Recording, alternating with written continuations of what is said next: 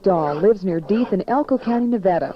He has buckarooed, driven a truck, and welded for a living, but now devotes most of his time to the making of first-rate silver-mounted bits and spurs. He is very tall, and his languid manner and soft-spoken ways belie his intense drive and well-thought-out sense of art. Mark's bits and spurs, used for controlling horses, are designed with the working cowboy in mind. Both their function and their decoration fit what the working cowboy expects in well-made gear.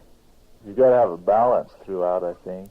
You got to have the shank balance the band, kind of the same style, so they complement one another.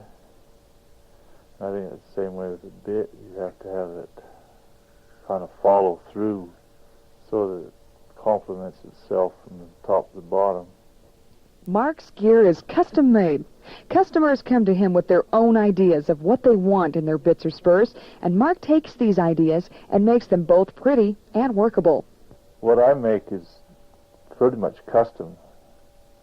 I've got an order for a bit now from a fellow that wanted a specific type bit, but he wants lots of silver on it, and then he wants it, the cheeks shaped a certain way.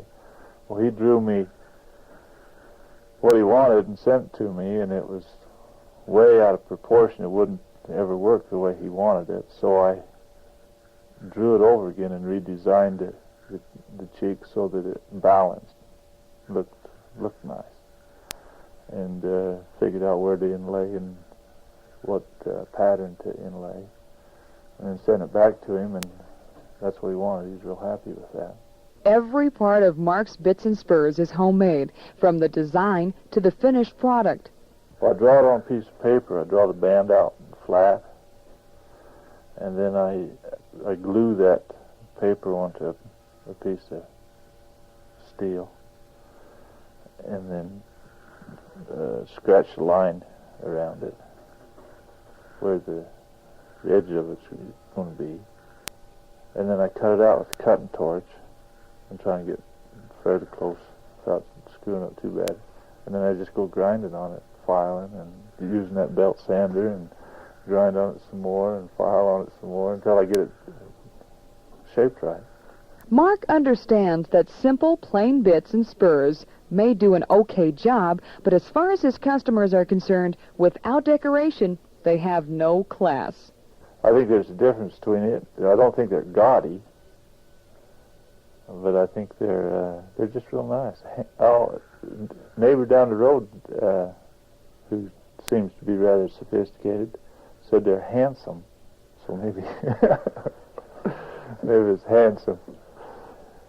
When I think of fancy, like a parade saddle, they've got those bits. Gobs of silver on them. There's just no class at all. Silver-mounted bits and spurs are pretty, especially bits. They're real nice, but if they're not engineered right, they're no good. The cowboy image is hot now, and Mark realizes his market fluctuates somewhat with the passing trends. Collectors, for example, buy a good deal of gear from Mark, but, as he says, I think collectors go in streaks. Buckaroos come and go. There are lots of would-be buckaroos. Like this poetry gathering, everybody grows a mustache and goes to town. Well, they get tired eating their mustache, pretty soon they shave it off and go drive truck. But there's a certain number that stay. There's a certain number of people that appreciate it. I think it's like guns, knives, or anything. There's a certain market for it. It's a real narrow clientele. My wife said the other day, everybody that we know of that's bit and spur makers are making their living doing something else. Does that tell you anything?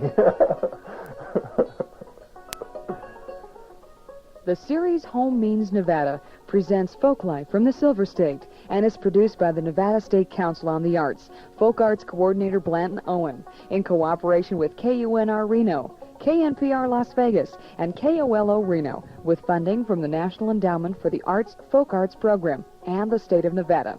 This is Deb Spring.